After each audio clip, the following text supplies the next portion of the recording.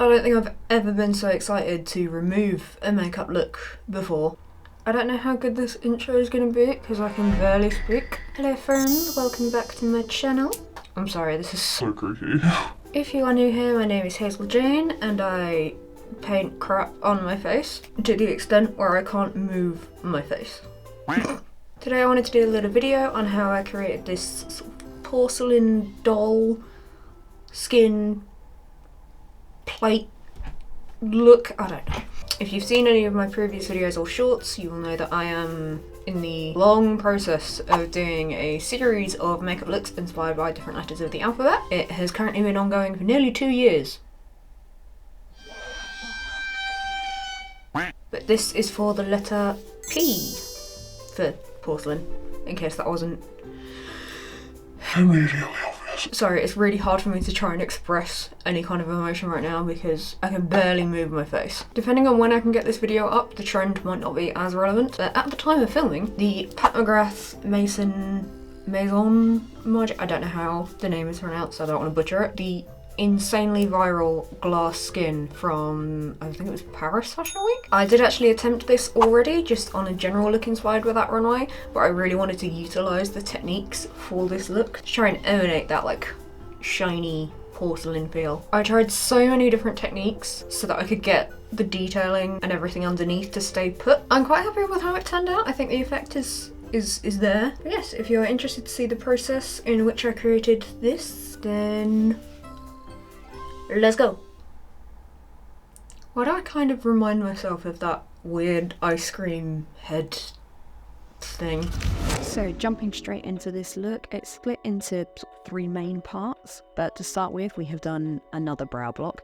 My skin is already prepped, so we then go in with the white shade from the Made by Mitchell colour case and go over the top of this. I used a spatula to apply it over the brow as I wanted to create like the smoothest possible cover over the brows, and the pigment of this product is strong enough that I didn't need any colour corrector because it stops anything from coming through. I initially focused this on just covering the brows and then sort of eventually started smoothing the product over the brow bone sort of in general.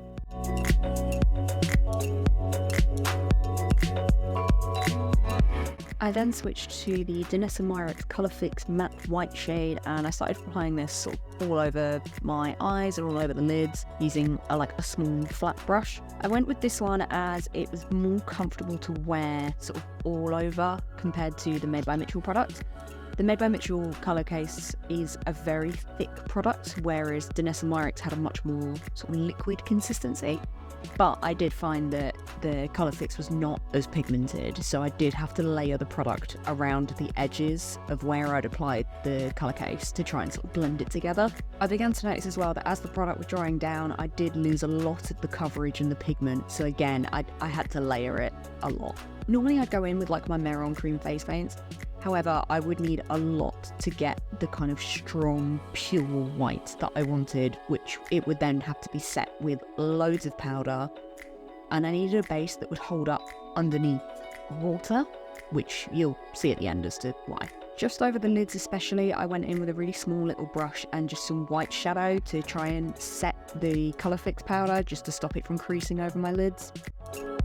I then started applying the colourfix with a sponge to the rest of my face. Unfortunately, I ran into an immediate problem in that the sponge diffused the product a lot. So again, I lost a lot of the coverage, and where it dried, the sponge then actually started to sort of stick and remove the layers of product underneath, which made it really patchy and just uneven. I tried switching to a different sponge, but I eventually ran into the same sort of problems. So I did then have to go back in with my brush to start filling in those patches, and then I just started using the brush to apply it. I went over it in a few areas with the sponge just to blend it out, but for the most part it was just that tiny little brush.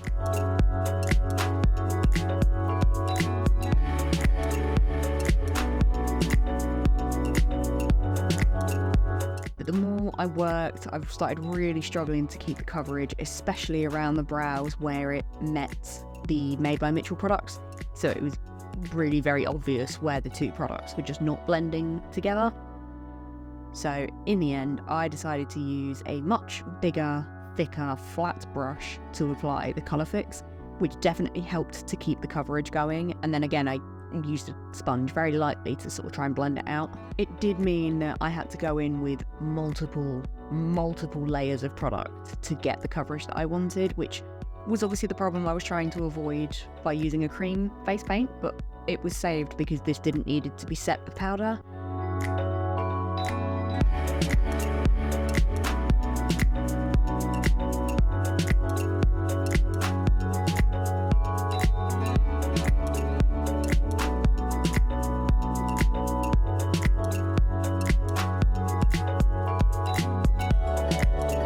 And it did eventually work. Moving on to the neck and shoulders, I did then move on to the Mehron cream paint because the coverage that I needed sort of on this area wasn't quite as important as the face, so I could kind of get away with using this and then a powder on the top. So I just went in with quite a dense, thick brush, just start patting it in and blending it out across my neck, the top of my chest, and my shoulders.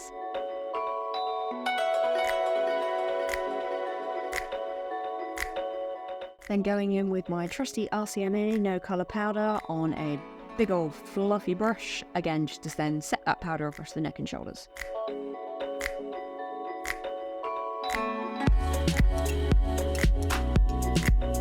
Once I'd set all of that, I went back in with colourfix on a smaller brush to get right in amongst my ears and my piercings, because I just love making the removal of my makeup take about as long as the application.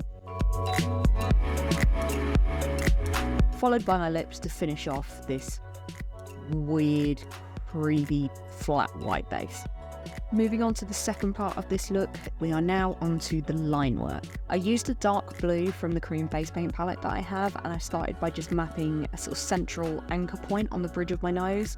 Normally I would use water activated liner for any kind of detailed work, just because it is much easier to control the consistency, but I tried so many methods in preparation for this look, and unfortunately any kind of water activated liners mixed with the products at the very end and just blurred and went into a big white blue smudge, so I had to use something that wouldn't react with the water. This did mean that the overall line work was a lot thicker and not as refined as I would have liked, but I tried to focus just on keeping it as symmetrical as possible rather than worrying too much about it being too thick.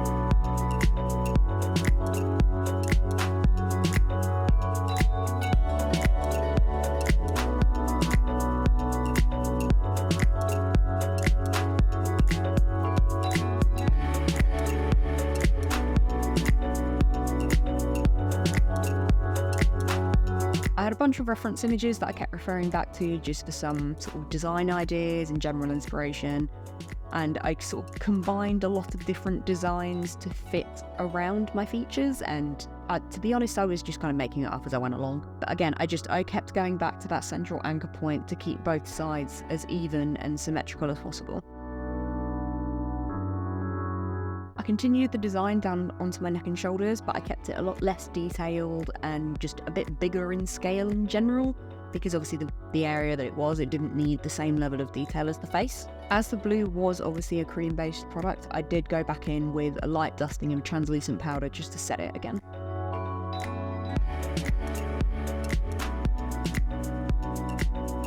I realised at this point that my white base was looking a little bit too flat, so I just went in with the Morphe 18 CT cool toned palette with a few of the sort of like grey tones around my eyes and other features, just to bring back a little bit of sort of dimension to my face so it wasn't quite as flat.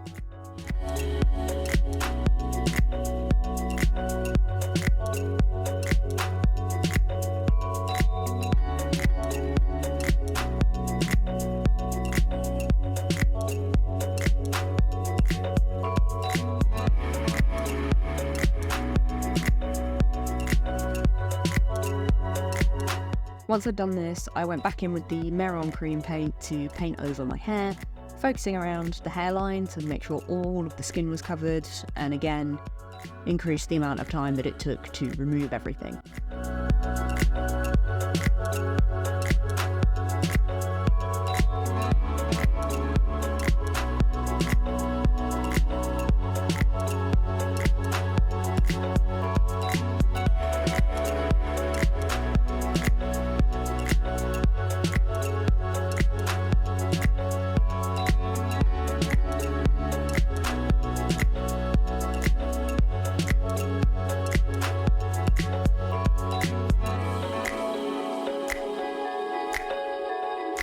Part 3 is the final step of this makeup look, and it is really the make or break for the whole concept. And it's what gives it that reflective, glass-like finish. This is a technique inspired by the genius that is Pat McGrath, using a peel-off face mask diluted with water and then applied gradually in layers. For the best results, you're really meant to use an airbrush for it, but I don't have one. So I just used a fan brush to try and apply it in like super even coats. I used a hairdryer on a low setting in between layers to make sure it was fully dried down and just to speed up the process, because I think in the end I ended up doing like, it was somewhere between 15 and 20 layers.